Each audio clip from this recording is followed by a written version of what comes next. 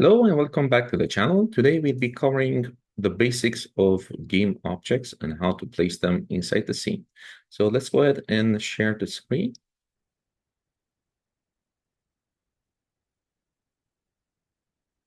All right, so here we have the Unity editor. We have an empty scene.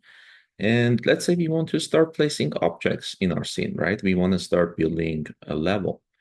But before getting to that step, let's understand some of the basics, right? So we need to start being able to place some primitives.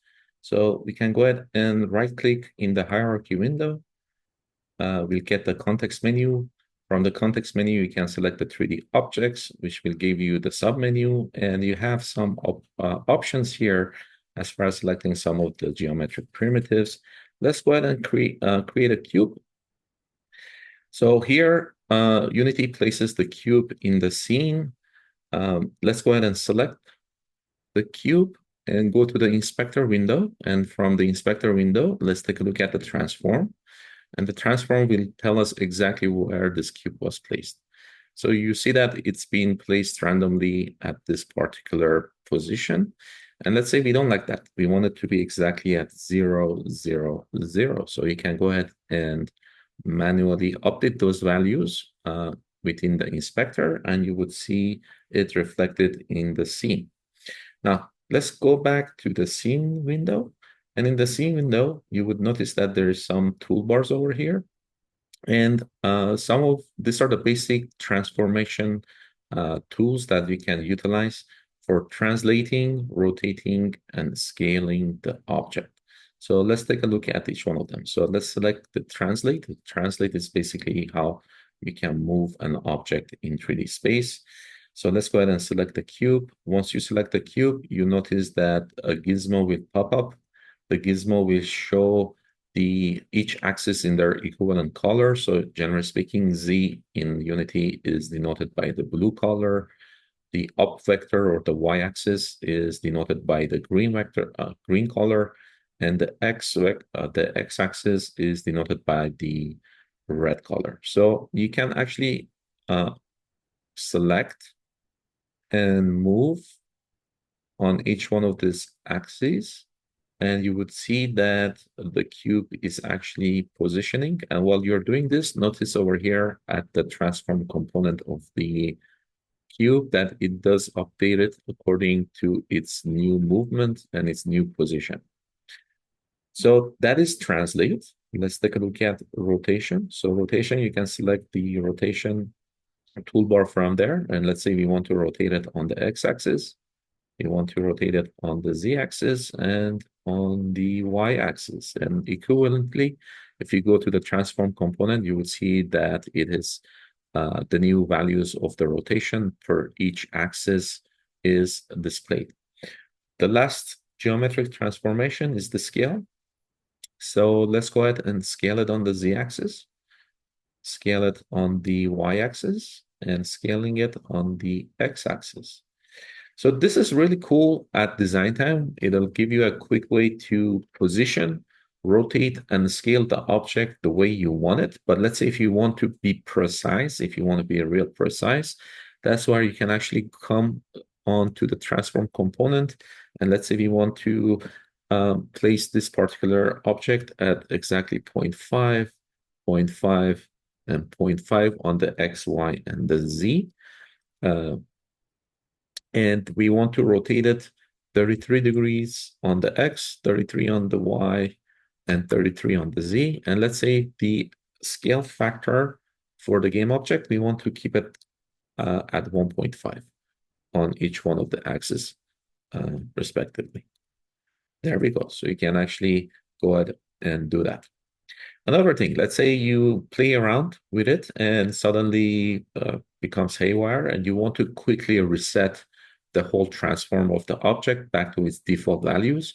That's done very easily. You can actually go to the transform component over here, select the menu bar from there, and you can click on reset, and that will convert all of the values on the three vectors associated with the transform, the position, rotation, and the scale to 0, 0, 0, 0, 0, 0, and 1, 1, 1 respectively. All right, so that is how you would place a game object in a Unity scene. Again, understand Unity is not a 3D modeling tool.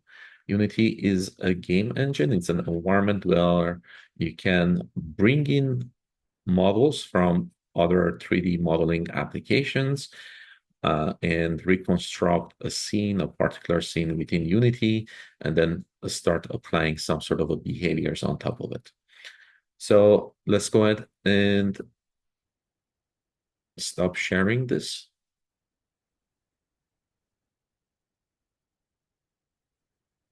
All right, great. Now that we have a good understanding of how to place objects in the scene, we can go ahead and talk about how to manipulate the transform of the object through code.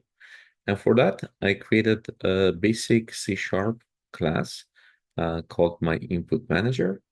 And let's go ahead and take a look at it before we understand how this whole thing gets connected together. So let me open this up. So in the class, I have a couple of variables declared. One of them is a direction. The other one is the mode.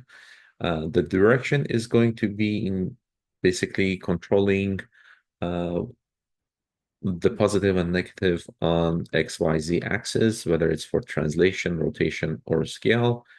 The mode is going to be controlling which transform you want to apply, right? So we have three modes. We have basically a translate, moving the object, a rotate, rotating the object, and a scale, scaling the object, right? So this mode variable is in charge of that. In the update function, this is the primary loop of the lifecycle in a Unity in Unity. And basically what we are doing is that each frame or each update loop, we check to see what type of keys have been stroked. So we are registering the D key to control the or the direction variable, whether it's going to be positive or negative. So by default, it's positive, and if you press D, it's going to invert it. It's going to become negative. And if you press it again, it's going to invert it again. It's going to become positive and so forth. Then the M key is going to change the mode, and the mode is going to be utilized as far as are we translating it, are we rotating it, or are we scaling it? And then the X, Y, and the Z keys are registered to basically apply those transformation on a particular axis. So for example, if we click the X key and we happen to be in mode 0, we are going to translate the transform of the object with the following vector3 construct. X units happen to be defined by the directions, which in our case is always going to be 1. So we are going to translate the object 1 unit on the x-axis, either to the left or to the right. That's the concept here. The time.delta time, we are just applying this to kind of dampen this transition or this translate, so it doesn't be super rapid. So we are actually dampening it down so it looks much smoother. Case 0, case 1, and case 2, these are the different modes. So mode 0 or case 0 is going to handle translate.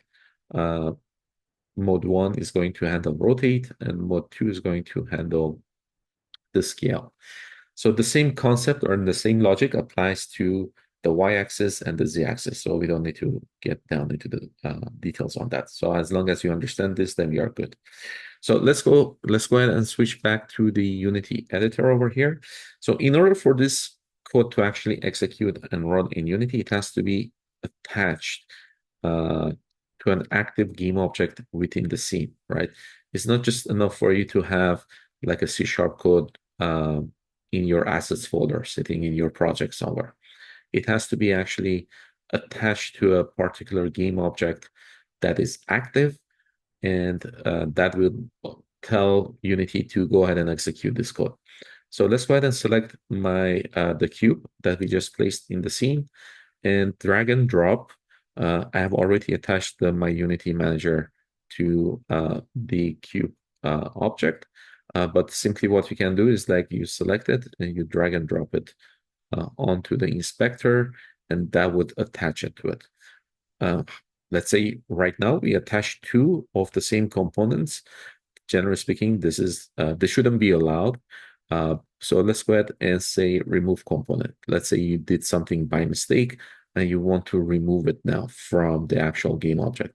So you can go down and remove the component using that. Let's go ahead and attach it again. And now let's go ahead and run. Okay, so remember, right now nothing's going to happen in the scene because the engine is waiting for some sort of an input, right? Some action, some events need to happen. Those events are going to happen through the keyboard key events, right? So if I click on X now, by default the mode is in translate, which is move, so it's going to move it on the positive X direction. And notice over here, this arrow, the red arrow, is pointing to the positive direction. So we are moving in the positive direction. If I click the D key, it's going to invert it. So now if I click on the X again, it's going to move it back. It's moving it back on the X axis. Similarly, if I click on the Y, we are still in the inverse. So it's going to move it down. If I switch it back to the positive, it's going to move up. And similarly on the Z axis, and etc. Excellent. Now I'm going to press the M key. This will change the mode, and the mode is going to be in rotate now. So if I click X, it's going to rotate on the X axis. If I click Y, it's going to rotate on the Y axis. And if I click Z, it's going to rotate on the Z axis. If I click M one more time, the mode changes to scale.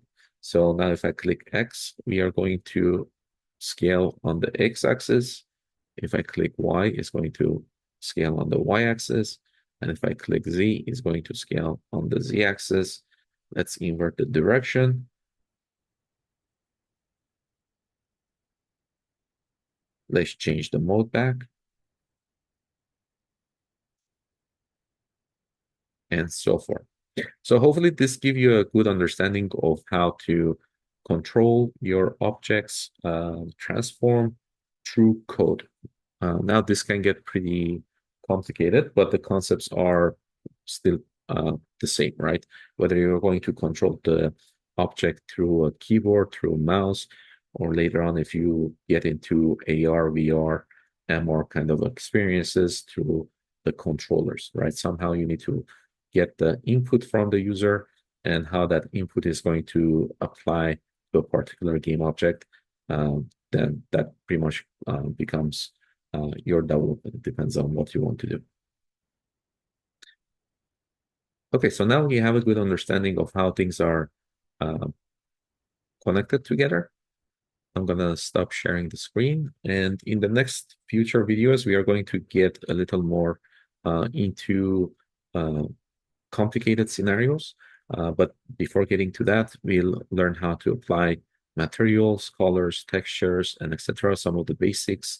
And then after that, we'll talk about more mechanics and how we can create like a basic game. The concepts that we are covering here can be applied to pretty much anything. The important thing is for you guys to understand the fundamentals, the fundamental concepts, and the rest is going to be pretty easy to do, actually. All right, see you guys in the next video. Have a good one. Don't forget to subscribe so you get notified for the upcoming videos.